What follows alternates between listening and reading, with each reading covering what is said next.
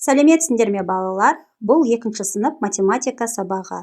Бүгін бізде 2 сабақ. 2 таңбалы сандарды оқу және жазу. Бүгінгі сабақта сен 2 таңбалы сандарды құруды, оқуды және жазуды үйренесің. Нөмірі 1 есеп.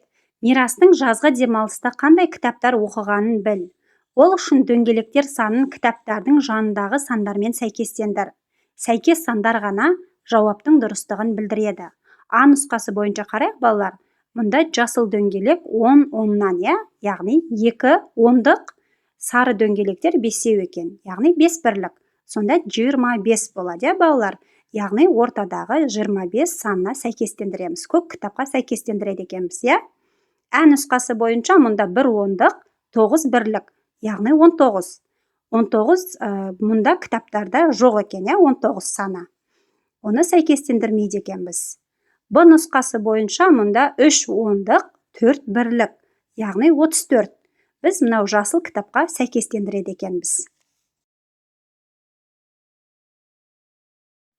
Нөмірі 2 есеп. Сандарды жаз және оқы.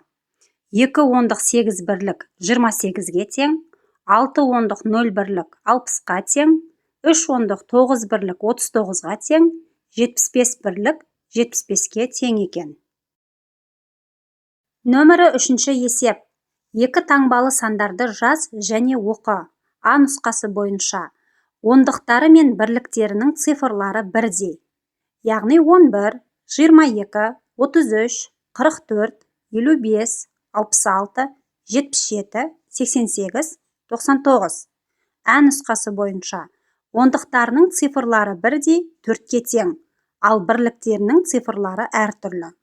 40, 41, 42, 43, 44, 45, 46, 47, 48, 49. Нөмірі 4 есеп. А нұсқасы бойынша сандарды өсу ретімен жаз. 0, 2, 5, 7, 14, 16, 18, 20. А нұсқасы бойынша мына сандардың арасындағы сандарды ата.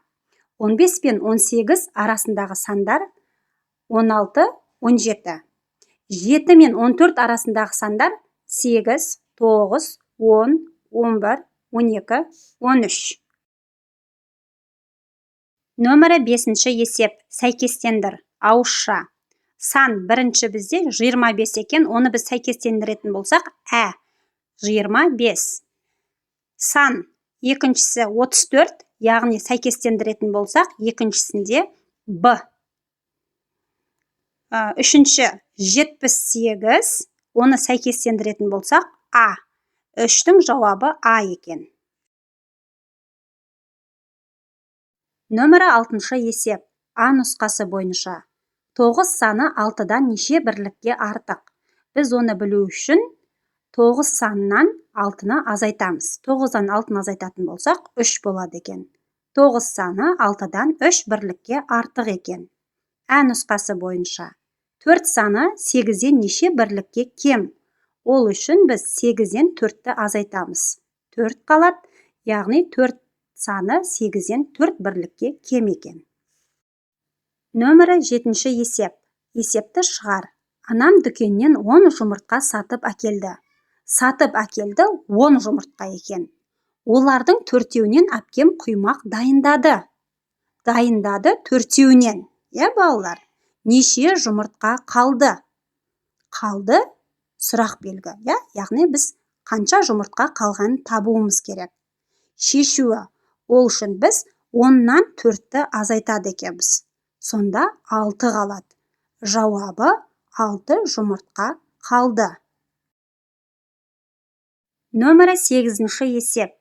Бірінші карточкаға қарайық, балалар. 9-ға дейін толықтыр. Яғни мынау тұрған цифраларды біз 9-ға толықтырамыз. 7-ге 2-ні қоссақ 9-ға тең екен. 6-ға 3-ті қоссақ 9-ға тең. 5-ке 4-ті қоссақ 9-ға тең. 4-ке 5-ті қоссақ 9-ға тең. 3-ке 6-ны қосатын болсақ 9-ға тең екен. Екінші карточкаға қарайық, 3-ке кеміт. Яғни мынау тұрған цифраларды біз 3-ке кемітеміз. 9 азайту 3 тең 6-ға.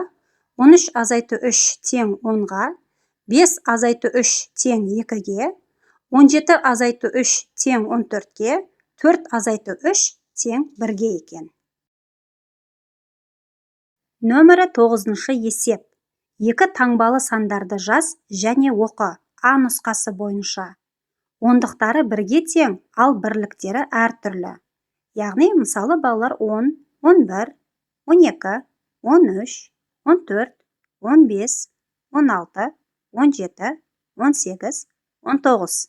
Яғни, бұлардың ондықтары бірге тең екен, я? А нұсқасы бойынша ондықтары әртүрлі, ал бірліктері бірдей 5-ке тең. 15, 25, 35, 45, 55, 65, 75, 85, 95 екен. Грек тілінен аударғанда математика, білім, ғылым дегенді білдіреді екен. 0, 1, 2, 3, 4, 5, 6, 7, 8, 9. Бұлар араб цифрлары екен, балалар. Осымен бүгінгі сабағымыз аяқталды. Келесі сабақта кездескенше.